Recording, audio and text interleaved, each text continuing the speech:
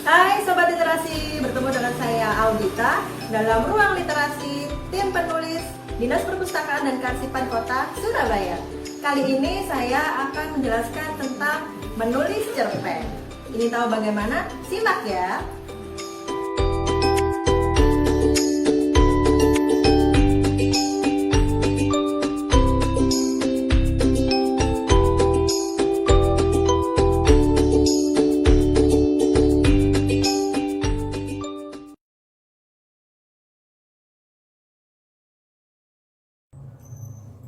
Pertama, kita membahas pengertian.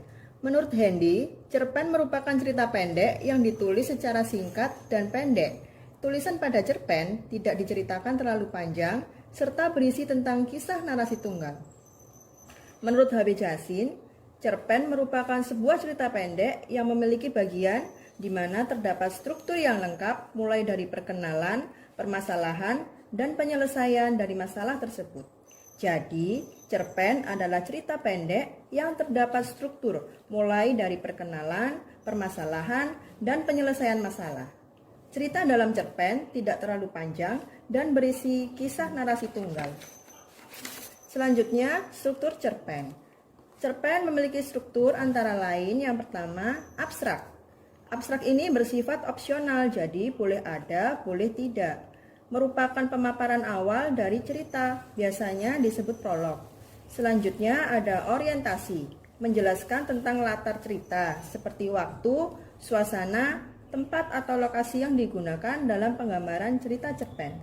Lalu ada komplikasi, yang menjelaskan tentang struktur yang berkaitan dengan pemaparan awal suatu masalah yang dihadapi oleh tokoh. Watak dari tokoh juga dijelaskan pada bagian ini. Selain itu, pada komplikasi juga menjelaskan urutan kejadian yang berhubungan dengan sebab akibat.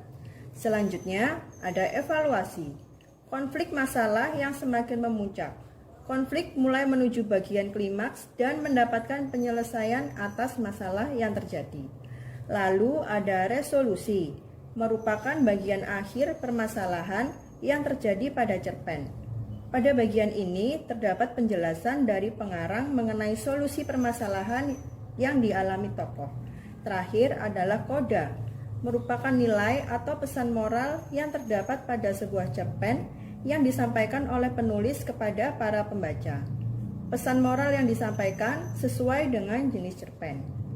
Selanjutnya, unsur dalam cerpen, yaitu yang pertama, tema. Tema adalah inti atau hal pokok yang akan diceritakan dalam sebuah cerita. Selanjutnya ada alur atau plot, yaitu urutan peristiwa atau jalan cerita pada sebuah cerpen. Lalu ada setting, yang merupakan penjelasan mengenai latar atau tempat, waktu, dan suasana yang terjadi dalam cerpen tersebut. Ada juga tokoh, yaitu pemeran yang diceritakan dalam sebuah cerpen. Tokoh terdiri dari pemeran utama dan pemeran pendukung. Selanjutnya penokohan atau watak, yang merupakan gambaran sifat dari para pemeran. Watak terdiri tiga jenis, yaitu protagonis atau baik, antagonis atau jahat, dan netral.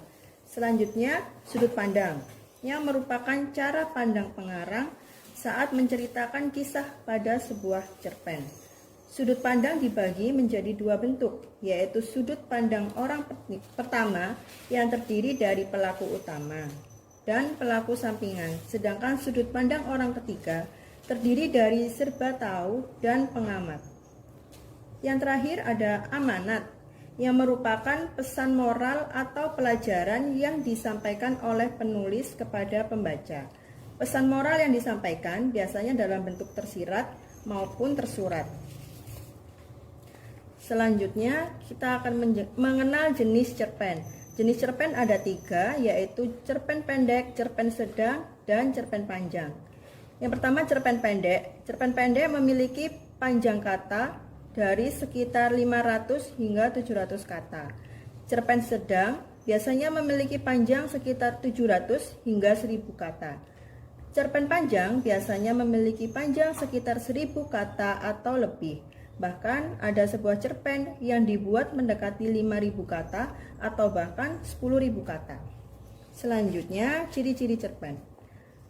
Pada umumnya cerpen bersifat fiktif atau berupa karangan penulis.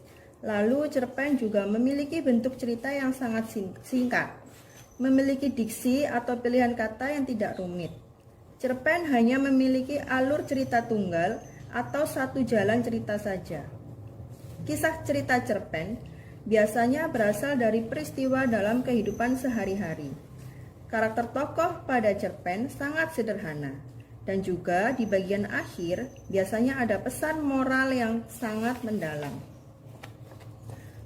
Cerpen memiliki fungsi, di antaranya fungsi rekreatif, yaitu sebagai sarana penghibur bagi para pembaca. Selanjutnya ada fungsi estetis, yaitu sebagai nilai keindahan yang ada pada cerpen, sehingga memberikan kepuasan pada pembaca. Lalu ada fungsi didaktif, yaitu sebagai pemberi pelajaran atau pendidikan yang akan bermanfaat bagi para pembaca. Fungsi selanjutnya yaitu fungsi moralitas, sebagai nilai moral berdasarkan isi cerita untuk mengetahui baik buruk yang disampaikan penulis kepada para pembaca. Fungsi religiusitas yaitu sebagai pemberi pelajaran religius yang nantinya bisa dijadikan sebagai contoh yang baik oleh pembaca. Cerpen juga memiliki fungsi bagi penulis, yaitu sebagai terapi bagi penulis. Karena dengan menulis cerpen, penulis dapat mengeluarkan isi pikiran dan perasaan melalui tulisan. Berikut ini adalah contoh cerpen yang ditulis oleh salah satu bibit penulis Kecamatan Sukolilo yang berjudul Ipu. Cerpen ini termasuk cerpen pendek karena memiliki panjang 500 sampai 700 kata.